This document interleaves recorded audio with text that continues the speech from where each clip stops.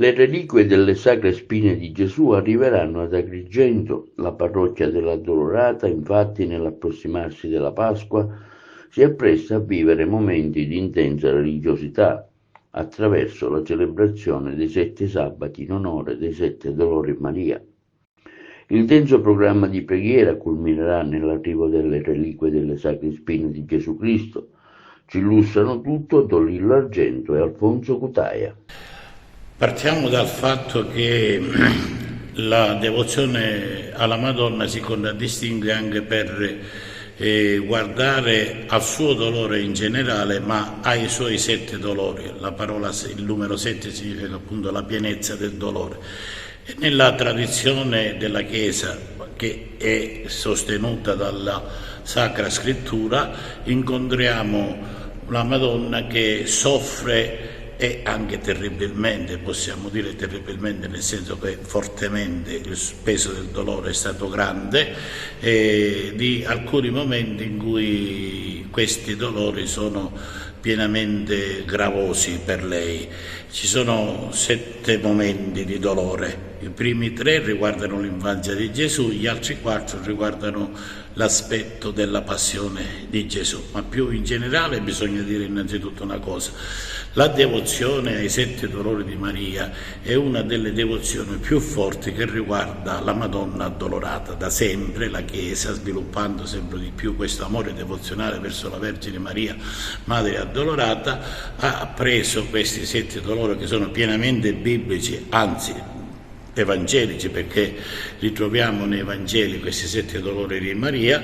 Ecco, la Chiesa ha sempre guardato con attenzione alla meditazione di questi 7 dolori di Maria, e in ogni chiesa, in ogni santuario, in ogni luogo dedicato alla Vergine Madre Addolorata si celebrano questi 7 dolori, che sono dispiegati lungo tutta la Quaresima fino all'inizio della Settimana Santa. E sono 7 sabati, perché il sabato è il giorno che la Chiesa dedica alla Madonna, anche il ricordo di quel sabato santo in cui la Madonna fu l'unica credente che stiede con sofferenza sì ai piedi della croce e poi anche davanti al sepolcro, ma fu la prima che già gustava l'aurora della risurrezione, perché ecco, confidava nelle parole del figlio suo. Quest'anno, in maniera un po' più solenne rispetto agli altri anni, in questo santuario dell'Addolorata di Agrigento vogliamo solennizzare i 7 sabati, ogni singolo sabato, quindi ogni dolore di Maria.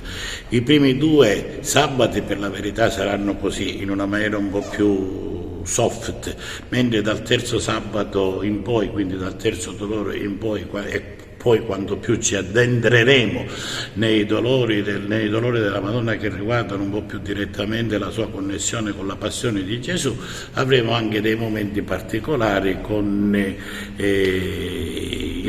alcuni cori che verranno qui al santuario dell'Addolorata per animare la celebrazione eucaristica, anche per fare qualche canto. E soprattutto quest'anno, ma più dettagliatamente ne parlerà Alfonso Cutaia, il quinto sabato, che è il momento solenne in cui Maria sta ai piedi della croce, avremo la reliquia delle Sacre Spine che faremo pervenire dalla chiesa San Michele Arcangelo di Sciacca.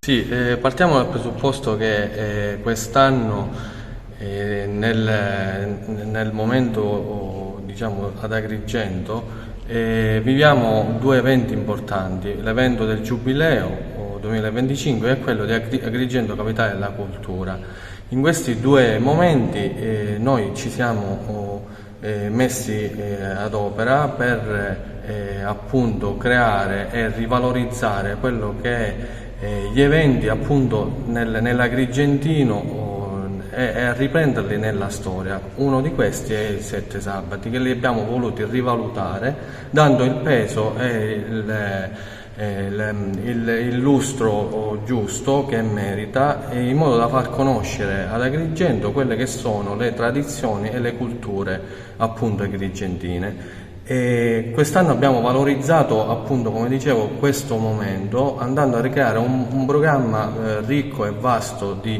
momenti all'interno del programma stesso dei 7 sabati collaterali. Uno di questi è quello delle sacre reliquie, che ho avuto in mente con l'approvazione di Don Lillo, che ha avuto anche la geniale idea di approvare questo progetto e parlare con chi di dovere per farle arrivare.